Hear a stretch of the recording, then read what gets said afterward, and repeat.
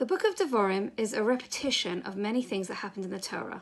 The book opens up with Eile Dvarim Asher Diber Moshe El Kol Yisrael. These are things that Moshe spoke about in the last 6 weeks of his life to the whole of the children of Israel. One of the things he talks about is the battle that he had with Sichon and Og. In preparation for the battle, Moshe was told by Hashem not to be afraid. What is it about this particular battle, more than any other struggle, that Moshe was frightened? We already have heard about the battle in Bamidbar, Perek Kaf Aleph, and Hashem tells Moshe not to be afraid. And in Perek Gimel, in the book of Devarim, again, Hashem says to Moshe, Al tira oso ki biyodcha nasati oso. Do not be afraid of him, because I have delivered him into your hands. Why does the defeat of Og serve as the context for the beginning of the book of Devarim? How does the battle set the stage for Moshe to teach the Torah to the people? And what is particular about the battle against Og that made Moshe be afraid rather than any other battle?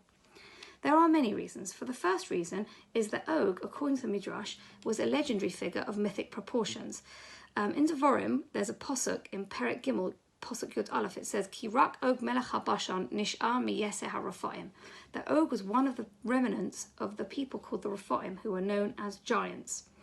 There are other Midrashim, for example, Midrash Rabbah and Devarim 1 tells us that Moshe, when he came with Israel to the borders of Edrei, Moshe said to the people, let's camp here, and in the morning we'll enter the city.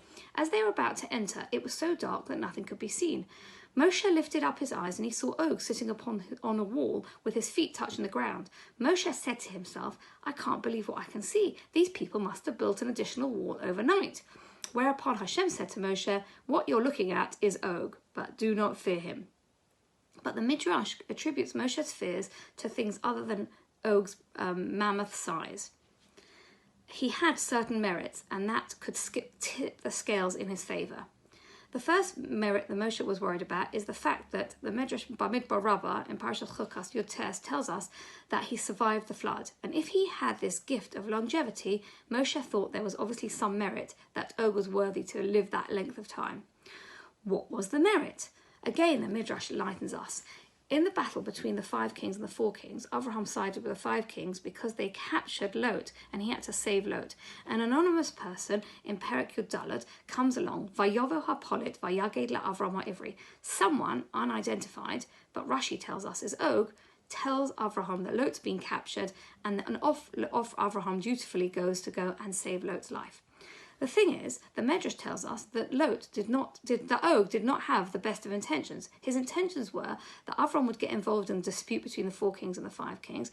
He would be killed, and then Og could marry Sarah, and that he'd have Sarah to himself. And that's the reason why he told Avram Avinu.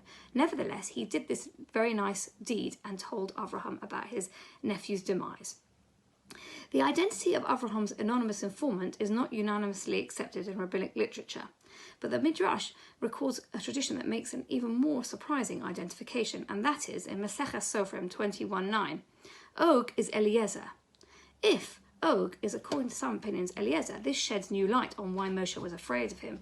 If he was part of Avraham's household, then he would have had bris milah. It is precisely regarding the subject of circumcision that made Moshe feel spiritually vulnerable. He had not circumcised his own sons in a timely manner, and the Jews were not circumcised in the desert, even though there were lots of reasons for the delays.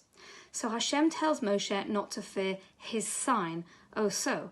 Vayomer Hashem el Moshe al tira oso. Do not fear his sign. Hashem told Moshe, even though Og was attached himself to Avraham and was circumcised with him, and Moshe was afraid of him, Hashem said, Al tira oso, os shalo, do not fear his sign. And therefore, even though Moshe was frightened that Og had already had bris milah, and that stood him in very good stead, Hashem told him, do not worry, because he had behaved, even though he'd done something nice and told Avraham about Lot's demise, he had behaved inappropriately. He had got his reward of longevity, and now he was no longer anything that Moshe had to be worried about. I would like to suggest that Sefer Devarim and the Parsha of Devarim opens up with Og. Moshe was afraid of him on a simple level because of his size, on a deeper level because he had a merit, because he had gone and told Avraham about Lot's capture. Even though he had done something which was not lishma, he had done something for his own personal sake, he was rewarded with longevity. The main point for us to take away from this is that we never know whether our friends, acquaintances, or even enemies have merits that we're unaware of. Look at Moshe. He was worried about Og's merit, and Og didn't really deserve any merit because he did it for the wrong reasons. So we should make sure that we treat everyone around us with respect. Devarim opens up with a story about Og to remind us that Hashem is in charge of rewards and punishment, and he exacts justice.